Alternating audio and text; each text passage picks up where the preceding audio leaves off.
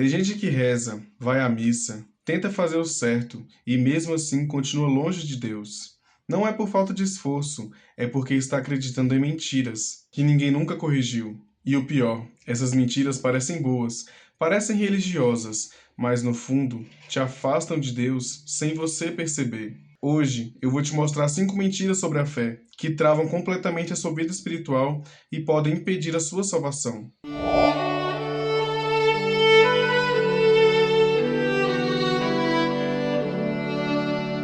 Em quinto lugar, nós temos uma mentira muito comum. Ser uma boa pessoa já é o suficiente. Essa é uma mentira muito comum e muito perigosa. Ser bom não substitui uma vida com Deus, e a Sagrada Escritura nos prova isso. No próprio Evangelho vem nos alertar que nem todo aquele que diz Senhor, Senhor será salvo. Uma moral sem Deus não salva ninguém. Como diz São Paulo na carta aos Romanos, todos pecaram e estão privados da glória de Deus. Sem o nosso Senhor, não podemos alcançar o reino dos céus. Não importa se eu sou um cara legal, não importa se eu sou uma boa pessoa. E o Evangelho de São João nos diz que aquele que não nascer de novo, pela água e pelo Espírito, não pode ser salvo. É preciso esse nascer de novo, esse nascer de Deus, esse voltar a nossa face para Deus, para assim conseguir entrar no reino dos céus. Porque as obras sem fé são insuficientes. O próprio Jesus nos diz: sem mim, nada podeis fazer. Então está muito claro que nós precisamos ter uma dependência de Deus. O céu não é recompensa para caras legais, para pessoas legais, mas para uma pessoa que se une interiormente com Deus, para uma pessoa que vive com Deus. Não adianta eu ter tudo aos meus pés, ser bom para todo mundo e não ter Deus no meu coração. Somente dele é que me vem a salvação. Somente dele é que vem as forças para que eu possa fazer o bem. Porque sem Deus, eu seria incapaz de praticar o que é bom e belo aos olhos da humanidade e do próprio Deus. Então não existe isso. Ah, eu sou legal, eu sou bonzinho. Ah, eu não rezo, não faço nada, mas eu sou bom, eu mereço o céu. Não, o céu é para quem viveu em comunhão com Deus aqui na terra. Quem viveu em comunhão com Deus, ao chegar no seu destino eterno, viverá em eterna comunhão com Deus. E quem viveu separado de Deus, viverá para sempre separado de Deus também. Santo Tomás de Aquino já nos alerta: o fim último do homem é o bem supremo, aquela glória que nós teremos no céu. E que as virtudes naturais, que é o que nós fazemos no dia a dia, o ser bonzinho, não é suficiente para alcançar a Deus. É necessário a graça santificante, que vem através de uma comunhão com Deus dia após dia, trabalho após trabalho. É uma virtude que nós vamos tecendo no nosso coração. Como diz Santo Agostinho, sem a graça, o homem pode fazer o bem, mas não o bem que salva. E a vida dos santos confirmam isso. Santa Teresinha do Menino Jesus mesmo, ela nunca confiava nas suas forças. Ela sempre esperava pelo alto, ela sempre colocava suas esperanças nas forças de Deus. E ela somente confiava na misericórdia de Deus, e nunca em si mesma. E ela dizia: mesmo se eu tivesse cometido todos os crimes, eu ainda confiaria na misericórdia de Deus. São Francisco de Assis já era considerado um bom homem antes da sua conversão, mas foi só ao descobrir a verdade, ao ter esse encontro com Jesus, que ele tem a sua conversão e realmente transforma o seu coração. E a partir daí, pela graça santificante, se tornou um dos maiores luzeiros que nós temos hoje, que é a prova de que a vida de santidade é real, é verdade, é possível ser santo. E dessa forma, ele se entregou por inteiro, abandonou tudo e se jogou nos braços de Deus. Em quarto lugar, nós temos uma mentira muito perversa sobre a fé, que Deus tudo entende, então não preciso mudar, ele me entende, me aceita como eu sou. Mentira. A primeira pregação de Cristo já nos vem trazer uma palavra muito forte: convertei-vos e credes no Evangelho. Jesus não procura pessoas sadias, puras, mas ele procura corações sinceros que querem abandonar o pecado e se entregar completamente nas mãos de Deus. Não adianta você simplesmente falar: ah, mas eu sou assim, eu vou morrer assim. Não, você não foi feito para isso. Deus te chama a uma coisa muito maior. Deus te chama a converter o teu coração e a crer no Evangelho, a crer nessa boa nova que o próprio Jesus nos traz. Todas as vezes que Jesus curava alguém, ele curava através da fé. Ele via que aquela pessoa tinha uma fé grandiosa no seu coração e curava e falava: a tua fé te salvou, vá e não peques mais. A misericórdia de Deus nunca pode ser uma desculpa para a gente continuar no pecado, para a gente se obstinar no pecado. Os grandes santos místicos dizem que a sua misericórdia é abundante e superabunda qualquer pecado. Mas isso não pode ser desculpa para eu continuar no pecado, obstinado. escondido, esconder meus pecados.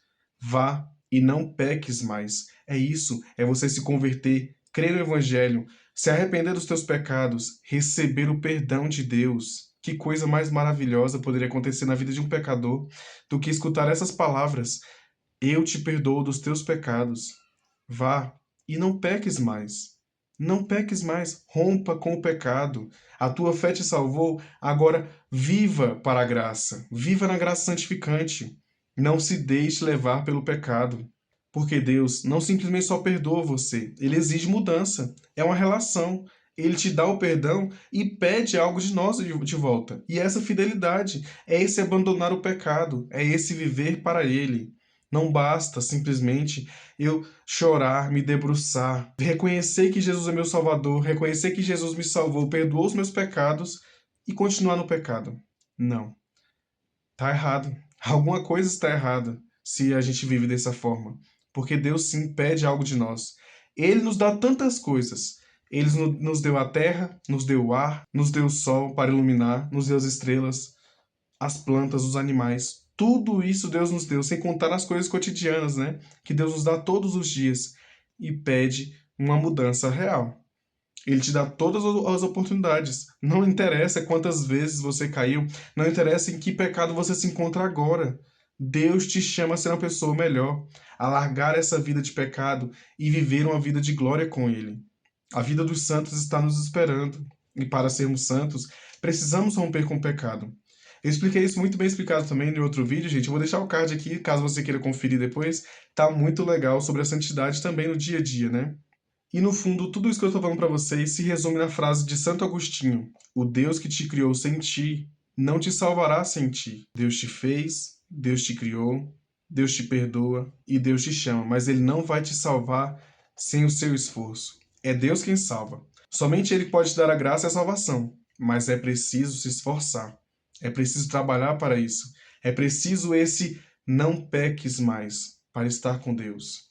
É preciso a nossa parte. Deus espera.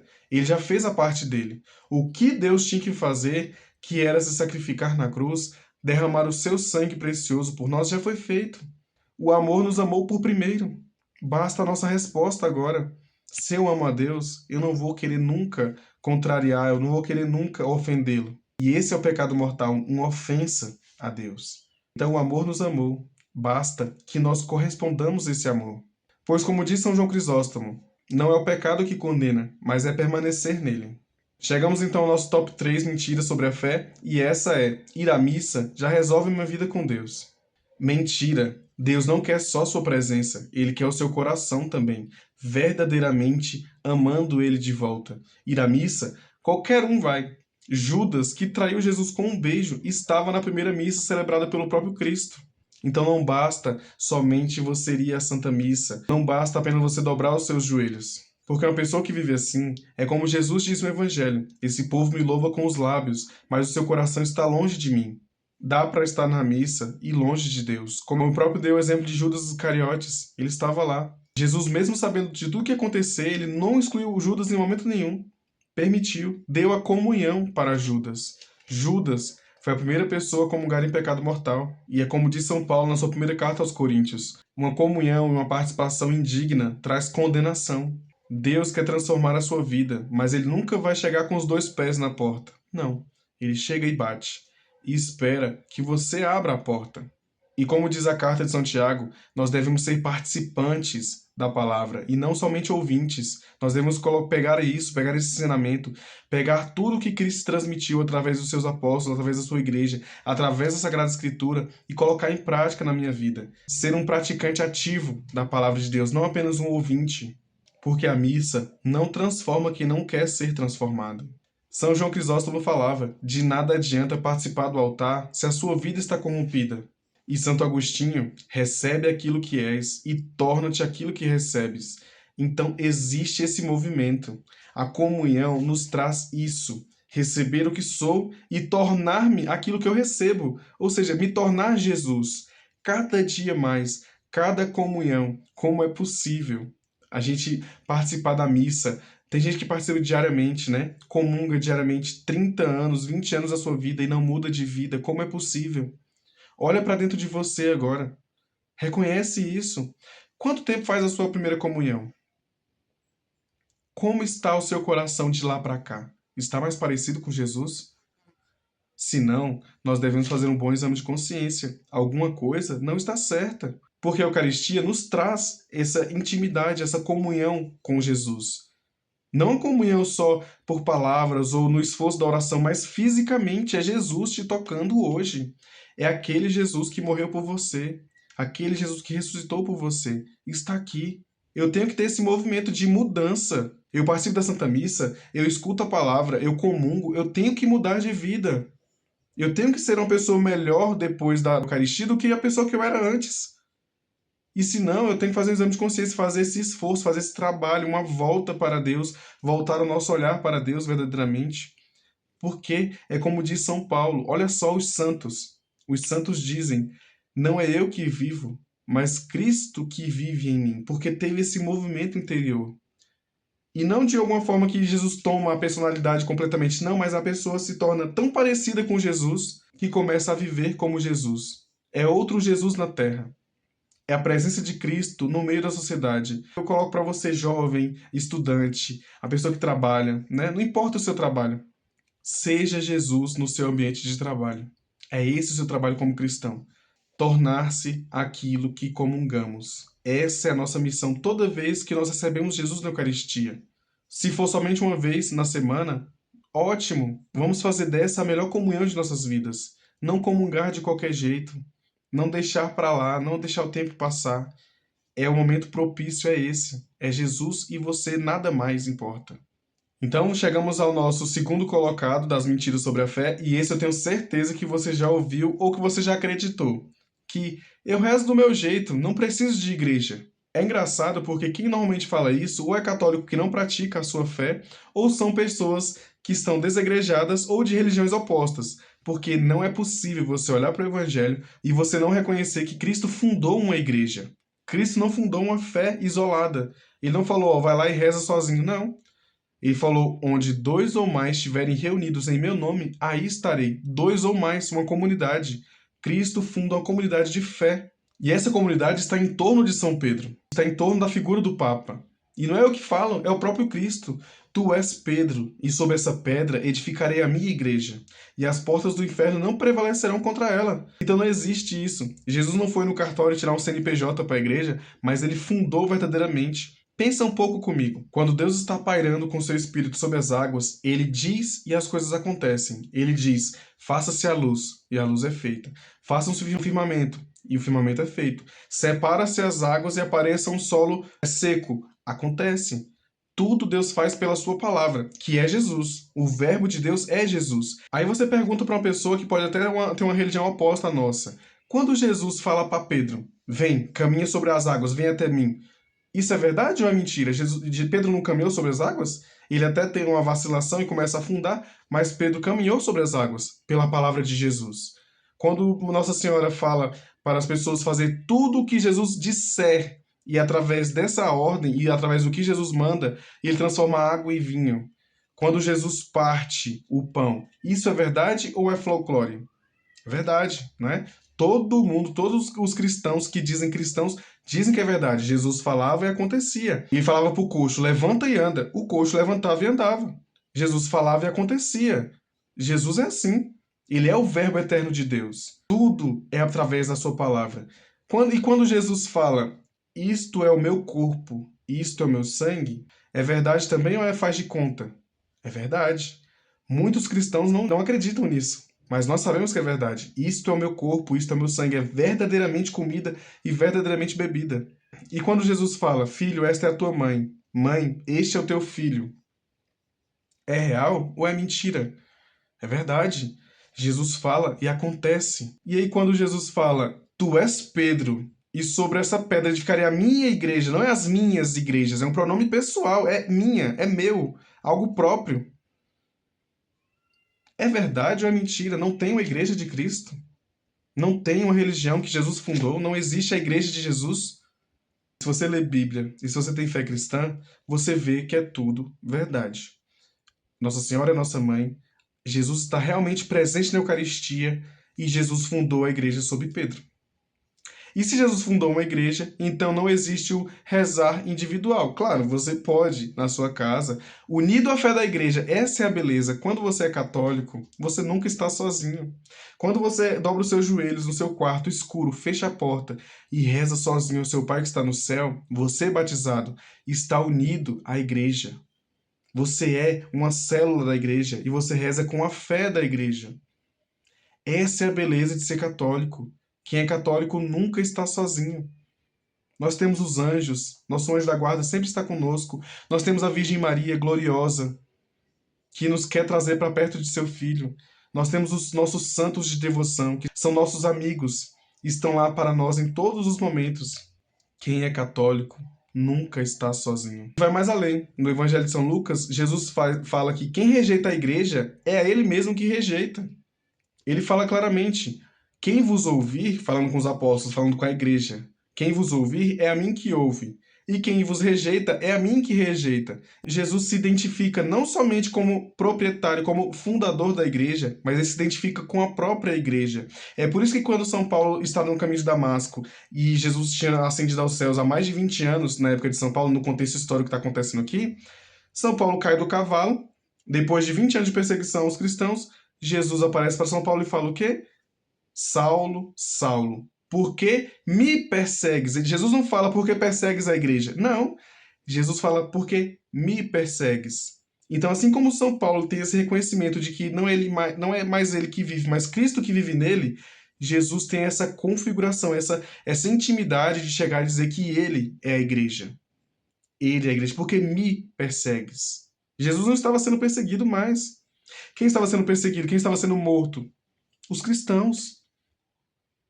Então não dá para você ver isso, essa identidade, essa identificação que Jesus tem com a igreja e separar e falar que não, eu rezo sozinho. Não dá. Não dá para separar a igreja de Jesus. Eles são uma coisa só. Jesus é a cabeça, nós somos os membros. Não existe, se você cortar a cabeça, não tem corpo, não tem vida no corpo, não é verdade? Quando nós dissemos extra ecclesia nulla salus, que quer dizer fora da igreja não há salvação, o que nós estamos dizendo é isso: fora de Cristo não tem salvação. E Cristo se identifica na sua igreja. No Evangelho de São Mateus mesmo, Jesus vai falar que quem não ouvir a igreja que deve ser tratado como um pagão. Cristo dá essa autoridade para a igreja.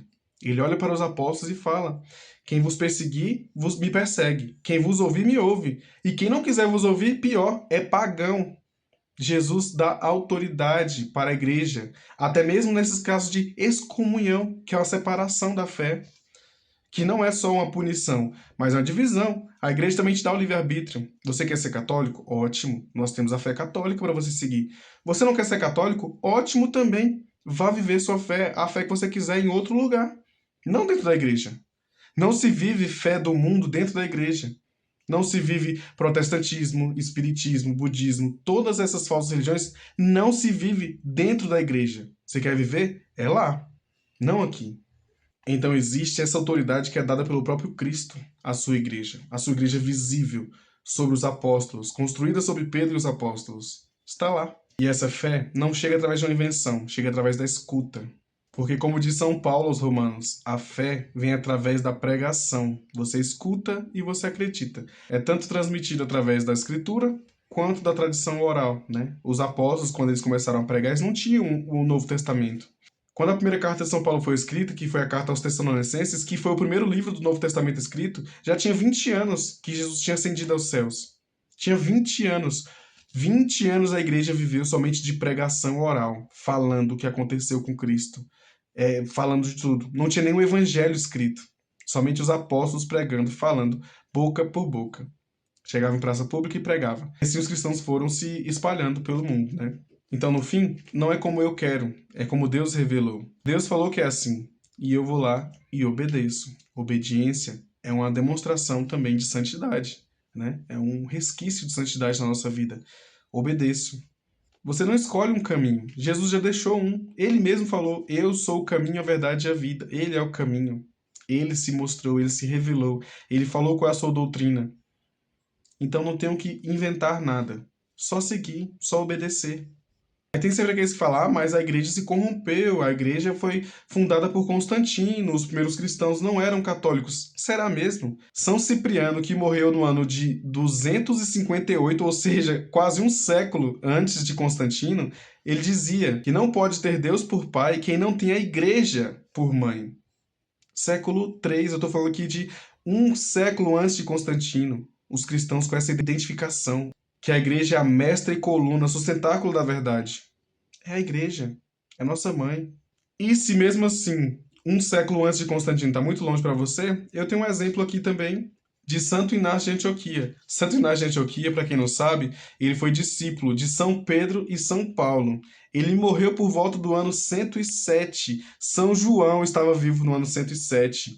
E ele dizia com todas as letras: onde está o bispo, aí está a comunidade. Assim como onde está Cristo, aí está a sua igreja. Dizer eu rezo sozinho, rezo do meu jeito, parece bonito, mas é muito perigoso, porque Jesus não deixou uma fé solta, uma fé individual. Ele deixou uma fé numa realidade eclesial, numa comunidade de fé. Ele deixou uma igreja. E rejeitar a igreja é rejeitar o próprio Cristo. Chegamos no nosso primeiro colocado, uma mentira que todo mundo já ouviu por aí também, que é: eu tenho tempo para me converter. A fé católica não diz isso. Jesus, através da Sagrada Escritura, é muito claro. Diz que nosso tempo de conversão é agora. O tempo de conversão é hoje. É no agora que eu me converto a Deus. Na segunda carta de São Paulo aos Coríntios, ele vem alertar a comunidade de Corinto que o tempo de salvação é agora. Eis o tempo favorável, eis o dia da nossa salvação. Querendo dizer isso, não perca tempo. É agora. Mover o nosso coração enquanto nós estamos com esse ardor. Nós ouvimos a pregação dos apóstolos, nós ouvimos a pregação da igreja e esquenta o nosso coração, como nós vimos no Evangelho dos discípulos de Emaús. O nosso coração esquenta quando ouvimos a pregação de Jesus, quando ouvimos a verdade, porque Ele é a verdade. Eu sou o caminho, a verdade e a vida. Não deixar para depois. O tempo é agora. Chegou para nós o dia da salvação. Na carta de São Tiago ele também fala: não sabemos o que será amanhã, a vida é incerta. E uma parábola que sai do próprio Evangelho, da boca de Jesus, a parábola das virgens e prudentes. Elas achavam que tinham tempo. Elas não levaram o óleo consigo. Elas falaram: não, vamos poupar o serviço, nós chega lá e depois nós vai comprar. Elas foram. Só que quando elas voltaram, as suas portas estavam fechadas. Então nós não sabemos o dia nem a hora. O reino dos céus é como um ladrão. Ele não vem quando você está preparado, porque senão você tranca a porta. Ele vem quando ninguém espera. É assim que vai chegar para a gente o dia também, quando menos esperarmos. Então não deixar para depois, não sermos imprudentes. Vamos levar o nosso óleo consigo, junto com as lâmpadas, para esperar o esposo, porque temos que estar preparados. Não sabemos o dia, não sabemos a hora. Só sabemos que virá. Nós sabemos que chegará. A prevenção é o melhor caminho. O tempo de conversão é agora que Deus te chama. Porque nós caímos no risco de viver como Santo Agostinho. Santo Agostinho, quando descobre a verdade, ele pedia, ele rezava: convertei-me, Senhor, mas não agora. Agora não, depois. Porque Santo Agostinho estava muito apegado às paixões carnais do mundo, né? Ele era muito fascinado pelas emoções e pelas sensações que o mundo lhe dava. Então ele rezava: me converte, mas depois. Esse é o retrato de muita gente hoje. O perigo é, como alerta São Basílio: quem adia a conversão se entrega ao inimigo. Santo Agostinho mesmo sabia da verdade, mas ficava adiando. Depois eu mudo. Até o momento em que ele, em prantos, não aguenta mais. Na porta da sua casa, embaixo de uma figueira, em lágrimas, pergunta: até quando? Até quando eu direi amanhã, por que não hoje?